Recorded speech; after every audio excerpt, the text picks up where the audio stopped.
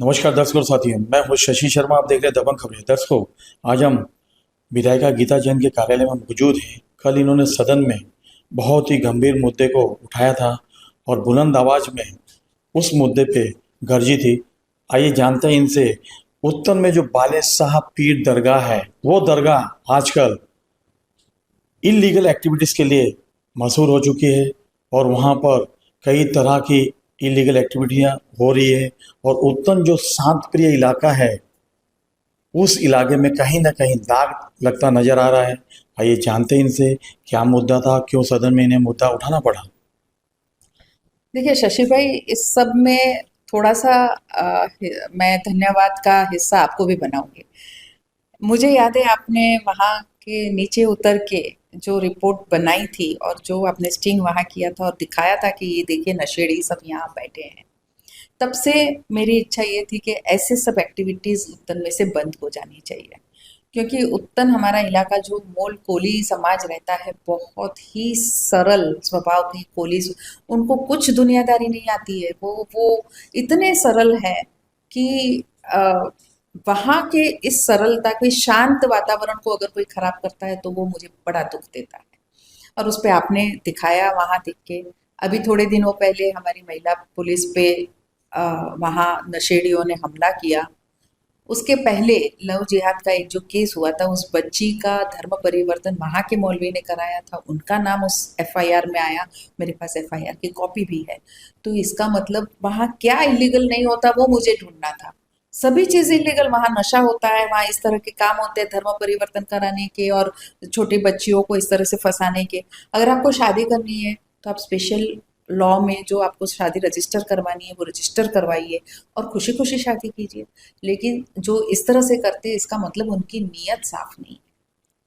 मैं हिंदू मुस्लिम धर्म, वो शादी करना चाहे, संविधान ने उनको अधिकार दिया है कि भारतीय नागरिक है, उनको संविधान ने अधिकार दिया है कि करिए। अब तो अंतरराष्ट्रीय लग्न कर रहे हैं, वो उसका कुछ नहीं है, लेकिन कायदे के साथ करिए। इस तरह से 100 रुपए के स्टैम्प पेपर पे आप धर्म परिवर्तन करते हैं, आप नाम परिवर्तन करते हैं, वो कायदे ने अलाउ नहीं किया है। और इसीलिए वो जो एक्टिविटी है उसके चलते, अच्छा, थोड़े कुछ सालों पहले प्रशासन ने उसकी रिपोर्ट दी है कि ये इलीगल है, उसे निकालना चाहिए, तो प्रशासन क्यों नहीं ये कर रहा है?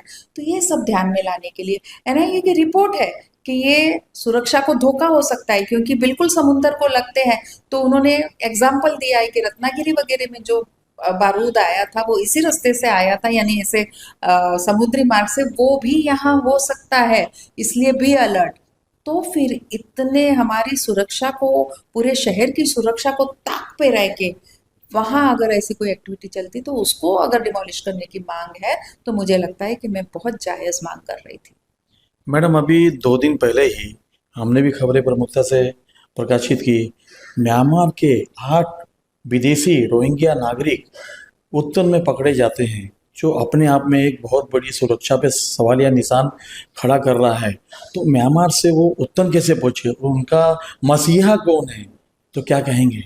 मैं पुलिस प्रशासन से ये कहना चाहूँगी कि सबसे पहले इसकी तफ्तीश बहुत बारीकी से करे। वो अकेले आए थे क्या? उनके साथ ऐसी कोई पदार्थ लाए क्या? कोई नशीले पदार्थ लाए उसकी हेराफेरी के लिए आए थे क्या? कोई शस्त्र लाए थे क्या? उसकी हेराफेरी के लिए आए थे? कोई बारूद जैसा कोई चीज लाए थे क्या? वो लेके आए? ये सब इसको लाइटली कि ये ठीक है 8 विदेशी नागरिक मिले और लाइटली हमने उस पर गना दाखिल कर दिया, नहीं। उसकी बारीकी से चौकसी होनी ही चाहिए कि वो अपने साथ क्या लाए थे, इसका मसीहा कौन है, किसने इसको यहाँ एंट्री दी। देखिए, आप और मैं अगर कहीं नए देश में जाते हैं तो हमें कुछ तो चाहिए हमारे साथ, पेपर्स। बिना पेपर के, उनके बिना कोई लीगल पेपर के वो एंट्री हुए, इसका मतलब उनके कोई ना कोई इंटेंशन गलत है। अगर हम घूमने जाते तो हम बाकायदा अपना वीजा निकाल के जाते हैं, हम सरकारी कागजात सब लेके जाते हैं कि हमें इतने दिन यहाँ रहने की पोजीशन दी जाए, परमिशन मिले हमें और हम इतने दिन रहेंगे, हम बाकायदा दोनों सरकार को बताते हैं। ये तो कुछ भी नहीं इस मतलब का, तो इसका इंटेंशन क्या है? तो गलत ही होगा। तो उनको तो सजा हो, पर उनको साथ देने वाले हमारे यहाँ के लोकल जिन्होंने इसका साथ दिया है, जो इनके मसीहा बने घूम रहे हैं, उनको तो बहुत कड़ी सजा होनी चाहिए। मैडम, जिस तरीके से हाल फिलहाल में मीरा भाईंदर में राजनीति हो रही है और आपको हिंदू शेरनी की उपाधि दी जा रही है और तरह तरह की बातें की जा रही है। और जिस तरह से आप हिंदुत्व के मुद्दे को आगे बढ़ चढ़कर कदम से कदम मिलाकर आगे बढ़ रही है और हिंदुत्व की रक्षा के लिए आगे बढ़ रही है, तो कुछ जो राजनीतिक आपके जो दुश्मन हैं, आप प्रतिद्वंदी हैं, वही आपको कहते हैं कि जो जैन होते हैं वो हिंदू नहीं होते हैं। शिवसेना का नेता है, उन्होंने कहा था कि गीता जैन तो हिंदू नहीं है, हिंदू शेरनी कैसे हुई। देखिए, शेरनी का तो मैं नहीं जानती, कुछ लोगों ने मुझे ये उपनाम दे दिया है, वो तो मैं उसके लिए तो मेरी कोई टिप्पणी नहीं है। लेकिन मैं ये इस बात को ज़रूर करना चाहूँगी विक्रम जी, आप अपने ज्ञान को फिर एक बार थोड़ा-सा पॉलिश करें और कोई ज्ञानी व्यक्ति से पूछे कि हिंदू और जैन में, यानी जैन को हिंदू कहा जा सकता है कि नहीं, क्योंकि जैन हिंदू लॉ फॉलो करते हैं, सिख हिंदू लॉ फॉलो करते हैं। 2014 में जब तक हमें माइनॉरिटी घोषित नहीं किया गया था, तब तक हमें हिंदू कहा जाता था और सब कास्ट जैन ऐसे लिखा जाता था। मेरा मेरा स्कूल सर्टिफिकेट है जिसमें लिखा है मैंने कास्ट हिंदू, सब कास्ट जैन। तो ये जो कम ज्ञान वाले होते हैं ना, वो इस तरह की बातें करते हैं। मुझे तो ऐसे लोगों पे कभी-कभी तरस आता है कि एक तो अज्ञानी है और लोगों को दिखाते हैं कि ये देखो भाई मेरा अज्ञान। तो भाई इसके लिए तो कोई टिप्पणी करने का अर्थ ही नहीं रह जाता। मैडम, आपको मीरा भाईंदर में मुस्लिम विरोधी का ठप्पा लगा दिया आप पे और कहते हैं कि गीता जैन तो मुस्लिम विरोधी हैं। उन लोगों को क्या कहना चाहेंगी? कुछ अपने ही हिंदू हैं जो हिंदुत्व के मुद्दे को भूल गए हैं, जो स्वर्गीय हिंदू हृदय सम्राट बाला साहब ठाकरे की पार्टी के हैं, लेकिन अपने हिंदुत्व को भूलते हुए और आप पे टीका टिप्पणी कर रहे, तो क्या कहेंगे? देखिए, मैं समझती हूँ कि जब विरोधी टीका टिप्पणी करने लगे तो आप समझ लीजिए कि आप बहुत सही चल रहे हैं। मुस्लिम विरोधी इतने सालों में जब तक उन्होंने ऐसी कोई हरकत जो उन्होंने 21 की रात को की, तब तक हम बड़ी शांति से रहते। मैं तो बल्कि उनके यहाँ उनके कोई त्योहारों में हम गए हैं, उनके शादियों में गए हैं। मैं मुस्लिम विरोधी होती तो ना वो मुझे इनवाइट करते और ना मैं जाती, और इतना होने के बाद भी 2 शादियाँ थी उनके, मेरे बहुत सम्मान से उन्होंने मुझे इनवाइट किया और मैं गई थी। तो मुस्लिम विरोधी नहीं हूँ, उस कृत्य के विरोधी हूँ। देखिए, मैं मुज़फ़्फ़र भाई का आपको एग्ज़ाम्पल दूँगी। 21 तारीख की घटना होने के बाद मुज़फ़्फ़र भाई तो मुस्लिम हैं, लेकिन उन्होंने कहा ये जो घटना हुई है उसका मैं समर्थन नहीं करता। सबके धर्म अपने-अपने और सबको उस सब धर्म का सम्मान करना चाहिए। तो कोई मेरे धर्म का अपमान करेगा और मैं आवाज़ नहीं निकालूँगी, ऐसा तो होगा नहीं।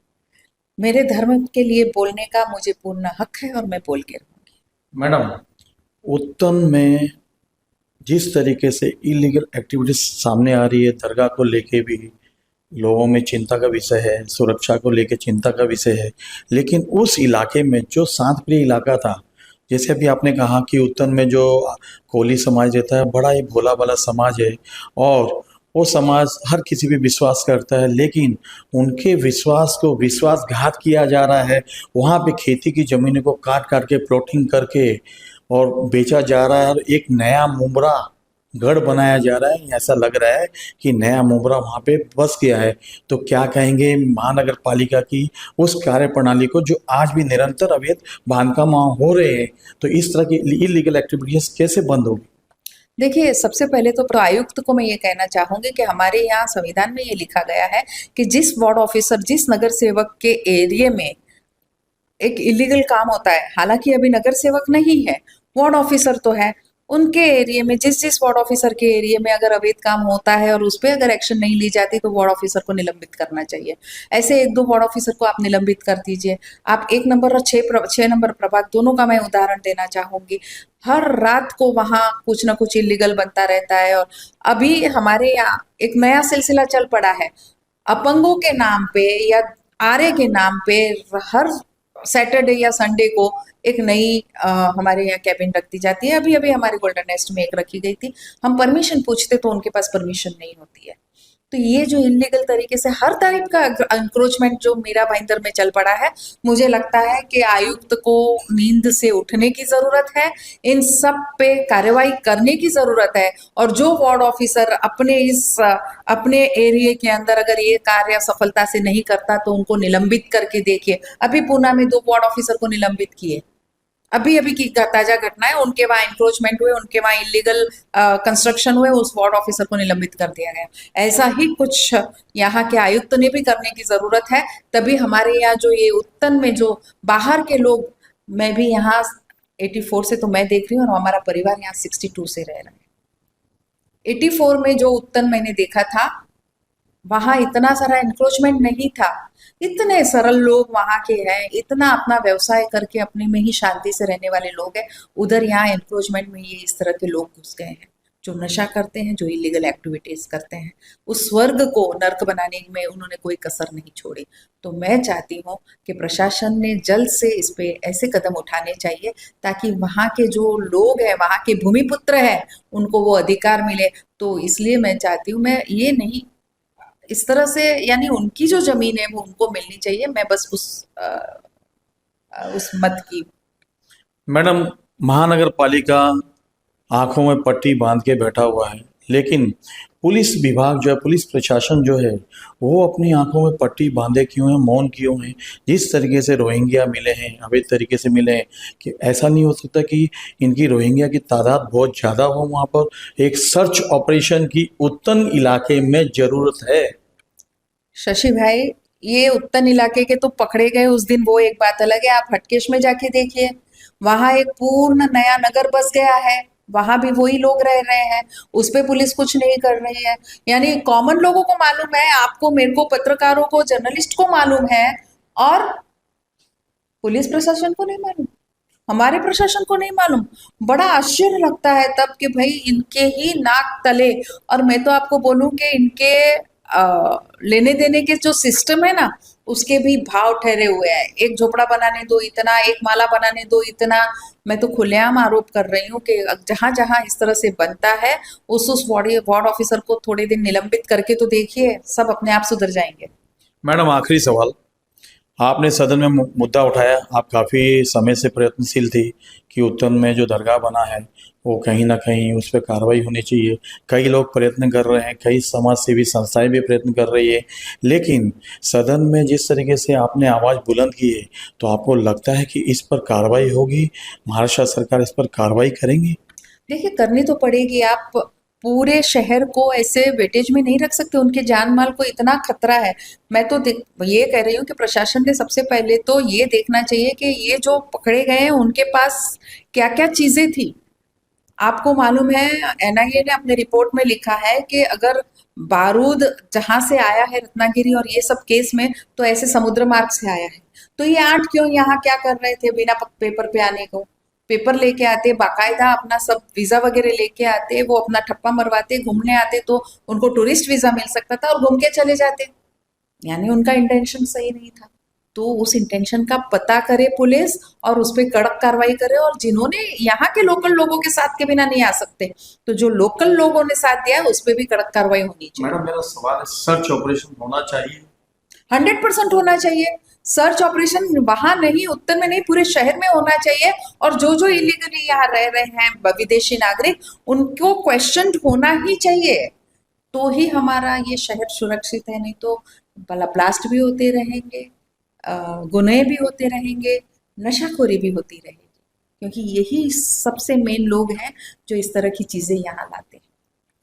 देखिए, किस तरह से विधायिका गीता जैन ने बेबाक शब्दों में शासन प्रशासन को चेताया है, और जब हमने इनसे पूछा कि आपने सदन में मुद्दा तो अपनी बुलंद आवाज़ से उठाया है, लेकिन इस पे कार्रवाई होगी, इन्होंने आश्वस्त किया है कि इस मुद्दे पे कार्रवाई जरूर होगी, सरकार जरूर करेंगी, क्योंकि सुरक्षा से जुड़ा हुआ सवाल है। अब आने वाला वक्त बताएगा कि महानगर पालिका के आईएएस अधिकारी प्रशासक संजय काटकर उत्तन जैसे शांत प्रिय इलाके में किस तरह की कार्रवाई करते हैं। जो अवैध बांधकाम कुकुर मुत्ते की तरह हो रहे हैं, क्या उनमें अंकुश लगेगा? और जिन कनिष्ठ अभियंताओं ने उनको संरक्षण दिया है, उनके ऊपर कार्रवाई होगी, ये तो आने वाला समय बताएगा।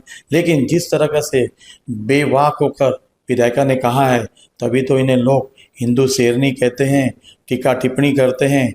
लेकिन कहते हैं ना, इंसान अपने कर्म को देखता है, चलता रहता है, और बोलने वाले बोलते रहते हैं, और निरंतर अपने कर्म करती रहेंगी। ऐसा समय की मांग है।